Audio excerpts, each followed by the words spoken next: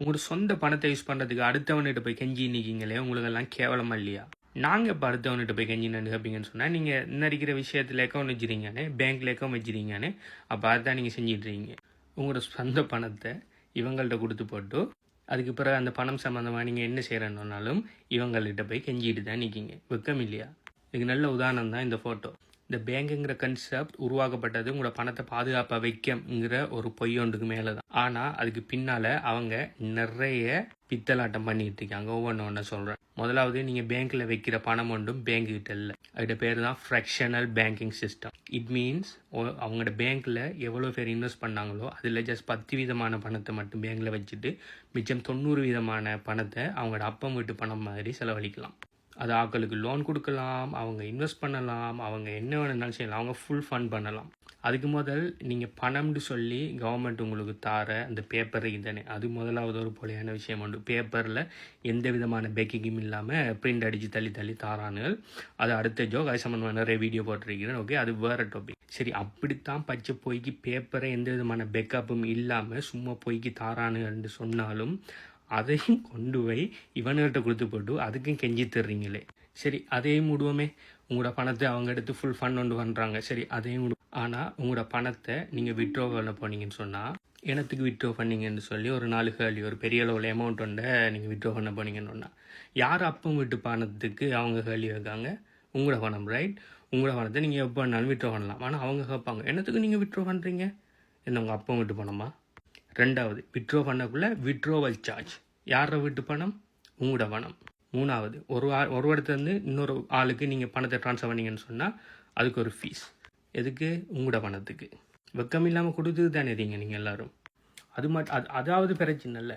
அப்படி நீங்கள் ட்ரான்ஸ்ஃபர் பண்ணுற பணம் கொஞ்சம் பெரிய அமௌண்ட் ஆயிருக்குன்னு சொன்னால் அதை இது செஞ்சோடு என்ன ஃப்ரீஸ் பண்ணி போட்டு, எனத்துக்காக நீங்கள் இவ்வளோ பணத்தை அனுப்பினீங்க, அது ஏன் நீங்கள் அனுப்பலாம்? அவர் உங்களுக்கு தெரியுமா? என்ன ஆக்டிவிட்டி பண்ணுறீங்க நீங்கள்? அதை கேட்குறதுக்கு நீ யாரான்னு சொல்லி நம்ம யாருமே கேட்குறதில்ல. ஏன்னா அந்த அளவுக்கு தான் நம்ம பிரெயின் வாஷ் பண்ணப்பட்டிருக்கேன். ஒரு தரம் இப்படி தான் எனக்கு முதல்ல யூடியூப்ல இருந்து ஒரு $100 முதலாவது இன்கம்மை நான் தெரியாமல் இலங்கையில் இருக்கிற ஒரு பேங்க் அக்கௌண்ட்டுக்கு நான் விட்டு போட்டால் நான் தூங்கிட்டு இருக்கேன். காலையில் ஒரு 10 மணி என்னையோ பேங்க் மேனேஜர் ஹோல் எடுக்காங்க.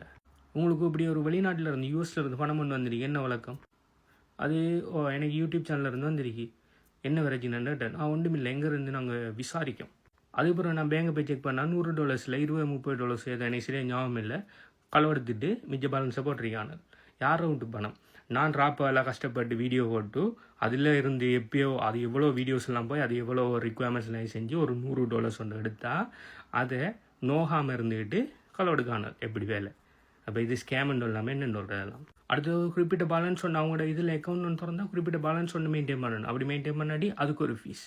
உங்களுக்கு உண்மையாக இந்த ஸ்கேமில் இருந்த ஒரு வேக்கப் கால் ஒன்று வேணும்னு சொன்னால் இதை வாய்ச்சி பாருங்கள். ஓகே, 1971 இருந்து இவனை பிரிண்ட் பண்ணுற $, பிரிண்ட் பண்ணுற எந்த விதமான $க்கும் பேக்கப்பில் கோல்டு இல்லை. அதுக்கு முதல்லலாம் எவ்வளோக்கு மணியை பிரிண்ட் பண்ணாலும் அவ்வளோக்கு கோல்டு அவங்களோட ட்ரெஷரில் இருக்கும். 1971 அதெல்லாம் தேவையில்லை, எனத்துக்கு நம்ம சும்மா கோல்டை வச்சுட்டு சும்மா பிரிண்ட் அடிச்சு கொடுப்போமே, நம்மளோட பொதுமக்கள் மடையன்னு சொல்லி பிரிண்ட் அடிச்சுட்டு இருக்காங்க இவ்வளோ காலத்துக்கு.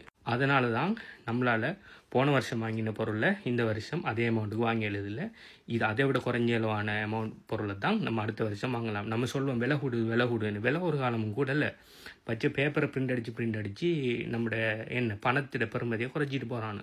நம்ம எல்லாரும் கஷ்டப்பட்டு நம்மளோட டைம் இன்வெஸ்ட் பண்ணி, நம்மளோட நாலேஜ் இன்வெஸ்ட் பண்ணி, நம்மளோட ஸ்கில்லை இன்வெஸ்ட் பண்ணி ஏதோ கஷ்டப்பட்டு நம்ம உழைக்கிற உழைப்புக்கு அவனால் தார ஊதியம் என்னன்னு சொன்னால் வெறும் பேப்பர், எந்த விதமான பேக்கப்பும் இல்லாத பேப்பர். நீங்கள் நினைக்கலாம் அது $, நாங்கள் ஸ்ரீலங்காவில் எங்கள்கிட்ட LKR எங்கள்கிட்ட INRன்னு சொல்லி நினைக்கலாம். ஓகே, ஸ்ரீலங்காவின் LKR INR எல்லாம் என்ன பண்ணுறாங்கன்னா அவங்கள்ட்ட போதியளவான தங்கம் இல்லாததால் $, பேக்கப் பண்ணி அவங்க பிரிண்ட் பண்ணுறாங்க. சில நேரம் அதுவும் பேக்கப் பண்ணுறல.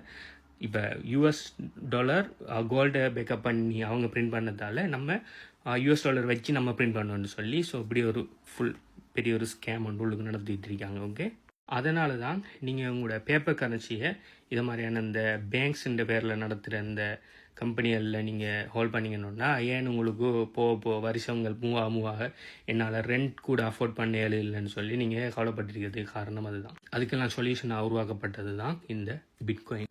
பார்த்தீங்கன்னு சொன்னால் நினச்ச மாதிரி இவங்க பிரிண்ட் அடிக்கிற மாதிரி பிரிண்ட் பண்ணி சப்ளை அதிகரிக்க முடியாது, தேர்ட் பார்ட்டிகள் வந்து கண்ட்ரோல் பண்ண இயலாது, சென்சர் பண்ண இயலாது. உலகம் பூரா எப்போ வேணுனாலும் யாருக்கு வேணுனாலும் எவ்வளவு பிட்காயின் வேணுனாலும் நீங்கள் அனுப்பிக்கொள்ளலாம். யாரும் எந்த விதமான கொஷனும் கேட்க முடியாது. ஃபீஸு ஒரு எத்தனை $1 million நீங்கள் அனுப்பினாலும் உங்களுக்கு ஜஸ்ட் ஒரு $2-3 தான் போகும். அதே இது நீங்கள் பேங்க் ட்ரான்ஸ்ஃபர் பண்ணால் முதலாவது உடனும் அவனால் அது ட்ரான்ஸ்ஃபர் பண்ணுறதுக்கு. அப்படி விட்டாலும் அதில் 1% 2% சொல்லி கலவெடுத்துருவானு. ப்ளஸ் இது ஃபிக்ஸ் சப்ளைங்கிறதால டிமாண்ட் கூட்டிகிட்டு போகுது, சப்ளை ஃபிக்ஸ்டுங்கிறதால இதை பெறுமதி கூட்டிகிட்டு போகுது. இன்றைக்கி ஒரு பிட்காயின் பெறுமதி $100,000 இந்த வீடியோவை மேக் பண்ணுற டைமுக்கு எவரேஜாக. இன்னொரு ஜோக் ஒன்று சொல்ல மறந்துட்டேன். நம்மளோட சொந்த பணத்தில் ஏதாவது தேவையான செய்யணும், நீங்கள் ட்ரான்சாக்ஷன் பண்ணணும், வித்ட்ராவல் செய்கிறதுக்கு அவங்களோட பேங்க் பார்த்தீங்கன்னு சொன்னால் என்ன வாரத்தில் 5 நாள் அதுவும் ஒரு குறிப்பிட்ட டைமுக்கு தான் திறந்து வச்சுருப்பாங்க. ஓகே, அவங்களோட கடையை திறந்து வச்சுருப்பாங்க. அந்த டைமில் தான் நீங்கள் முக்கியமான வேலைகளை செய்யணும். ஆனால் பிட்காயின் பார்த்தீங்கன்னு சொன்னால் 24 அவங்களும் நினச்ச டைமுக்கும் நினச்ச விஷயத்தை செஞ்சு கொள்ளலாம். இதுக்கு ஒரு நல்ல உதாரணம் வந்து சொல்லணுன்றோன்னா, எந்த கம்பெனி பேங்க் அக்கௌண்ட் வந்து ஒரு ஃபேமஸான ஸ்ரீலங்கன் கவர்மெண்ட் பேங்க் ஒன்றில் இருக்குது. ஒருக்கா என்ன பண்ணிட்டேன், நான் என் செக்யூரிட்டி கொஷனை மறந்து வைத்தேன். ஸோ செக்யூரிட்டி கொஷனை மறக்கையும் அந்த செக்யூரிட்டி கொஷனை ரீசெட் பண்ணுறதுக்கு என்ன வர சொன்னாங்க. நான் சொன்னேன் நான் கனடாவில் இருக்கேன், வரையலான்லையும். அப்போ ஒரு லெட்டர் ஒன்று எழுதி கேட்டாங்க. நான் லெட்டரெல்லாம் வடிவம் எல்லாத்தையும் எழுதி அனுப்பிட்டேன். எழுதி அனுப்பி அங்கே போய் அந்த லொக்கை எடுக்கிறதுக்கு அந்த பேங்க்கில் வேலை செய்கிற மேனேஜருக்கு எப்படி அது செய்கிறேன்னு தெரியாது. ஸோ தெரியாததால் என்ன சொன்னாங்கன்னா செக் எழுதித்தாங்க, நாங்கள் உங்களோட அது கரண்ட் அக்கௌண்ட் ஒன்று செக் எழுதித்தாங்க, அந்த அமௌண்ட்டை நீங்கள் வெளியால் எடுங்க, அது என்ன செய்கிறேன்னு எனக்கு தெரியான்னு சொல்லி ஒரு சாதி என்ன சின்ன பிள்ளை 5ஆம் ஆண்டு பிள்ளை அதிக்கிற மாதிரி அந்த பேங்க் மேனேஜரை என்கிட்ட கழிச்சாங்க. அப்படி செக் எழுதியெல்லாம் ஏன்னா செக் புக்கு என்கிட்ட இருக்குது, கனடாவில் இருக்குது, நான் வந்து செய்யணுன்னா அப்போ நீங்கள் வந்தது பிறகு காசு எடுப்போம்னு சொல்லி லேசாக சொல்லிப்பட்டு அவங்க வேலையை பார்க்காங்க. அந்த அளவுக்கு தான் இவங்கட பொடுவோக்குத்தனம் இருக்குது. ஓகே, இது ஒரு சின்ன உதாரணம். ஓகே, எந்த பணத்தை என்ன எடுக்கிறதுக்கு நான் இப்போ $1,800 $1,900 ஸ்பெண்ட் பண்ணி 2 நாள் ட்ராவல் பண்ணி என்ன பேங்க் அவங்களோட பேங்குக்கு போய் என்ன பணத்தை எடுத்துகிட்டு நான் திரும்ப கனடாக்கு வரணுமா? இதை மாதிரி ஒரு ஜோக் நீங்கள் எங்கேயாவது கேள்வி பண்ணுறீங்களா? இந்த ஸ்கேமை நடத்துகிற ஸ்கேமர்ஸ் பார்த்தீங்கன்னு சொன்னால், அதாவது நான் இந்த ஃபோட்டோவில் இருக்கிறாங்கள சொல்கிறேன், இவங்க இந்த ஸ்கேமை கனகாலமாக நடத்திட்டு இருக்காங்க. இந்த பிட்காயின் வந்ததுக்கு பிறகு இந்த ஸ்கேமு இந்த நடத்துகிறதுல பெரிய பிரச்சனை வந்து இப்போ பிட்காயின் வரதுக்கு முதல் இதை தவிர வேறு ஆப்ஷன் இல்லை நம்மளுக்கு. ஓகே, இவங்களோட ஹாலில் தான் போய் விழுந்தாகணும். நம்மளோட சொந்த பணத்தை நம்ம பாய்க்கிறதுக்கு இவங்களோட ஹாலில் விழுந்துருக்கணும். ஓகே, ஆனால் இப்போ பிட்காயின் வந்ததுக்கு பிறகு இவங்களோட இந்த ஸ்கேமை கண்டினியூஸாக செய்ய முடியாமல் போகிறதால இப்போ கடும் பிரச்சனையில் இருக்காங்க.